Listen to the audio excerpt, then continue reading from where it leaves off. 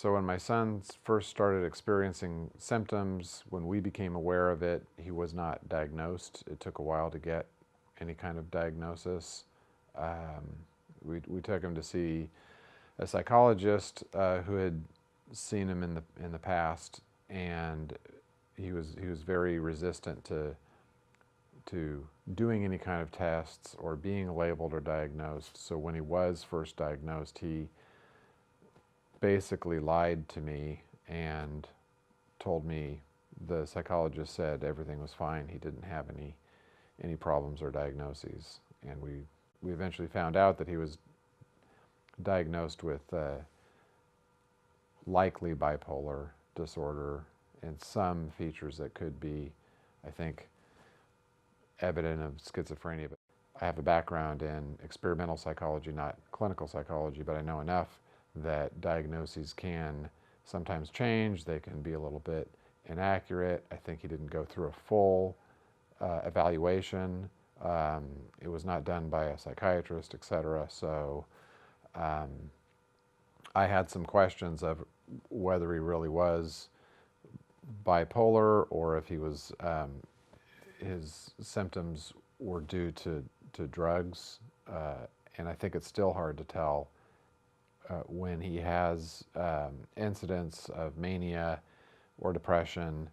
It always seems to be concurrent, like co-occurrent with drug use, and peeling those two apart is hard. It seems more and more evident as this goes along.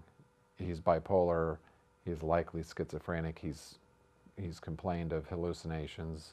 When he's manic, he says he hears voices and talks to Greek gods. They tell him what to do. You need to go along with a treatment schedule or talking with either psychiatrists or psychologists, counselors, prescription doctors to work through symptoms. And his reaction all along has been, I don't have a problem. The rest of the world has a problem. And I don't want to get on, I don't think I need treatment. And the side effects of the medications are bad enough that it can cause problems with his social life and keeping jobs, etc. NAMI has definitely helped, especially with my wife, in sorting through some rough, raw emotions and coming to terms with what we can or should do to help him immediately or long term, and just to get support for an understanding that other people are going through this. My son was diagnosed when he was 19, and he was at Willamette University on a speech and debate scholarship. He was an excellent student, and we thought college was going very well. But we were starting to get phone calls from him that were a little too exciting. Things were getting really exciting for him, and he was trying to pledge a fraternity, which was not like him. There was a lot going on, and we weren't aware of what we were hearing, but in hindsight, we were hearing his first manic episode.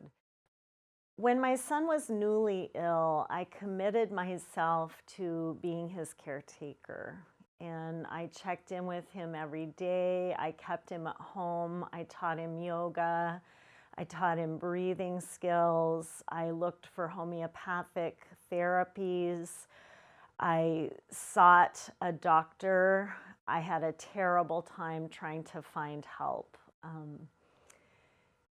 It became my full-time job, and it was extremely consuming.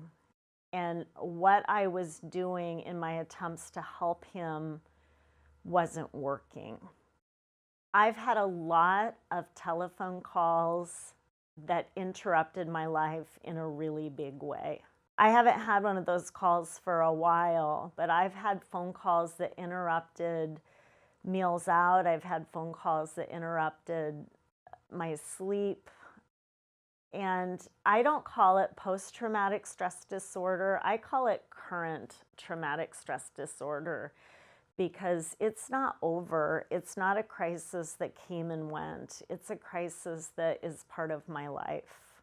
When I came to NAMI about just under 2 years ago, I had no idea what to do next. My attempts to be primary caretaker for my son had fallen apart. I had become afraid of him, and I had a feeling that my home was no longer safe to me.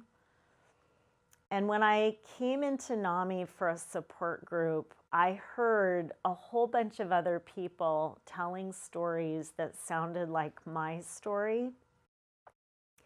And it made it somewhat normal. And it helped me understand that my human response to this trauma was normal and that I wasn't alone. So from the very beginning, NAMI has helped me understand that I'm not alone in this fear and anxiety and uncertainty and craziness, that there are other people who are also trying to manage lives that don't make sense.